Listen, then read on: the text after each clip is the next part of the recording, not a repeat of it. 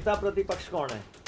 मुख्यमंत्री जी को यह कहना चाहता हूं, अभी अगर 4-0 से तसल्ली नहीं हुई तो 8-7 से पता लग जाएगा। कौन सा मुख्यमंत्री है जिसके आने पे पहली दफा नारे लगे कौन आया, सीएम आया, सीएम आया। तो लोग ये पूछ रहे हैं कि इस प्रदेश में कोई मुख्यमंत्री भी है कि नहीं है।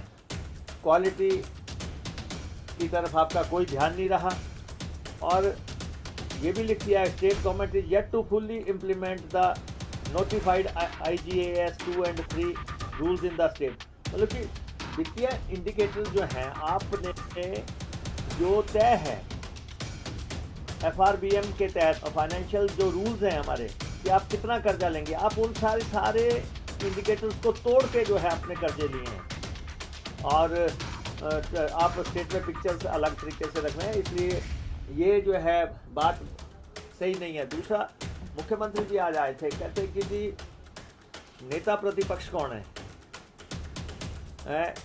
हिमाचल प्रदेश की जनता जानना चाहती है।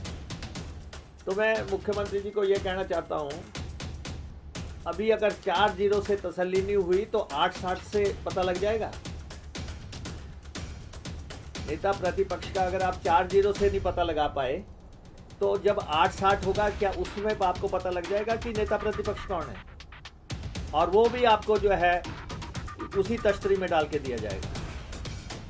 इसलिए प्रदेशवासी तो ये पूछ रहा है कि ये यहाँ सरकार नाम की कोई चीज़ है? सरकार है कोई मुख्यमंत्री है यहाँ पे? वो कौन सा मुख्यमंत्री है जो 5 दिन हिमाचल प्रदेश विधानसभा से गायब रहा? कौन सा मुख्यमंत्री है जिसके आने पे पहली दफा नारे लगे कौन आया, सीएम आया, सीएम आया। 5 दिन के बाद आपने 15 मिनट की असेंबली अटेंड की। आप में इतनी हिम्मत नहीं थी कि आप हिमाचल प्रदेश विधानसभा को फेस कर सकें। आप 2 दिन वहाँ पे थे धर्मशाला में। आपका रिप्लाई जो है ग्रामीण विकास मंत्री दे रहे थे, PWD का रिप्लाई। आपके टूरिज्म का रिप्लाई जो है IPH मिनिस्टर दे रहे थे। ये महकमे आपके पास हैं, जो महकमे आपके पास हैं उनके रिप्लाई जो है दूसरे मंत्री दे रहे हैं। आप विधानसभा में होते हुए आप अंदर नहीं बैठ पाए, हाउस को आप फेस नहीं कर पाए। तो इसलिए सवाल ये नहीं है कि नेता प्रतिपक्ष कौन है, सवाल तो लोग ये पूछ रहे हैं कि इस प्रदेश में कोई मुख्यमंत्री भी है कि नहीं है। तो बाकी तो आप कहते थे पहले, ना कांग्रेस के पास कोई नेता है, ना कोई नीति है, ना कोई कार्यक्रम है। जब आपको 4-0 हुआ, पहला झटका लगा, आपने एकदम से कहा कांग्रेस के पास 12 मुख्यमंत्री हैं। एक झटके में आपको 12 नजर आए और अगले झटके में आपको 60 नजर आने हैं। आपको मुख्यमंत्री कौन मानता है? अगर आप कहते हैं कि हम प्रतिपक्ष के नेता नहीं हैं, तो मैं आपसे पूछना चाहता हूँ, ये चिट्ठी है प्रेम कुमार धूमल जी की। पूर्व मुख्यमंत्री प्रेम कुमार धूमल जी की चिट्ठी है। पूर्व में मुख्यमंत्री रहे हैं और जानते हैं कानून क्या है। उन्होंने 2555 SMC period based teachers regular करने की चिट्ठी किसको लिखी है? आपको नहीं लिखी। 2555 टीचर रेगुलर करने के लिए ये चिट्ठी लिखी है प्रेम कुमार धूमल जी ने। ये चिट्ठी आपको नहीं लिखी है अमरजीत शर्मा, डायरेक्टर। इसका मतलब आपके लोग आपको नहीं मानते।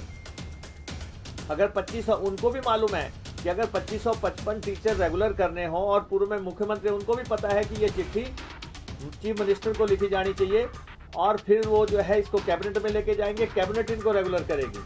लेकिन उन्होंने आपको चिट्ठी नहीं लिखी, चिट्ठी लिखी डायरेक्टर को कि इन बच्चों को जो है रेगुलर किया जाए।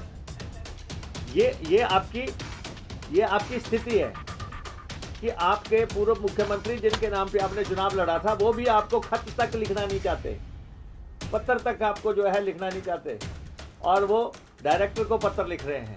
इसलिए शीशे के घरों में रहना है तो पत्थर उतने ही मारने की कोशिश करना जितने के बर्दाश्त कर सको। अगर आप कहते हैं नेता प्रतिपक्ष कौन है, तो इस प्रदेश में तो यही है कि मुख्यमंत्री कौन है। और ये लगातार जो है बात चल रही है कि हिमाचल प्रदेश में सरकार नाम की चीज़ नहीं है। आप जो है 70 चल रहा है, आपने धर्मशाला का 70 बुला लिया, 5 दिन का आपने 70 बुलाया। अगर आपको वहाँ बैठना नहीं था, तो अगर आपको काशी जाना था तो आप काशी जाते ना, आपने 70 क्यों बुलाया? और ये विपक्ष की ताकत है। आप कहते हैं विपक्ष कौन है? ये विपक्ष की ताकत है जिसने आपको काशी से जो है धर्मशाला पहुंचा दिया। आपने अनाउंसमेंट हो गई कि 3 दिन तक मुख्यमंत्री नहीं आएंगे। ये अनाउंसमेंट हुई कि 3 दिन तक, अब आखिर के 3 दिन मुख्यमंत्री नहीं आएंगे। ऊपर से स्पीकर ने अनाउंस कर दिया, नीचे मंत्री ने कह दिया, उसके बावजूद आप अंतिम दिन धर्मशाला पहुंचे। ये है विपक्ष की ताकत, और पता लग गया होगा कि नेता विपक्ष कौन है।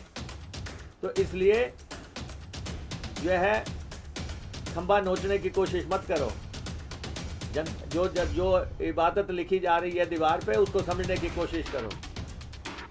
आज जो चुनाव हुए थे, आपने खुद ही कहा कि 4 साल हम काम नहीं कर सके, अब हम 10 महीने करेंगे। 4 साल नॉन परफॉर्मिंग गवर्नमेंट है ये, जो कि 4 साल में 4 काम नहीं गिना सके। और आप आए हैं मंदिर में माता चिंतपूर्णी का आशीर्वाद लेने। आप आशीर्वाद लो, आप हमारे पे उंगली क्या उठाएंगे? आपने ऊना के लिए किया क्या है?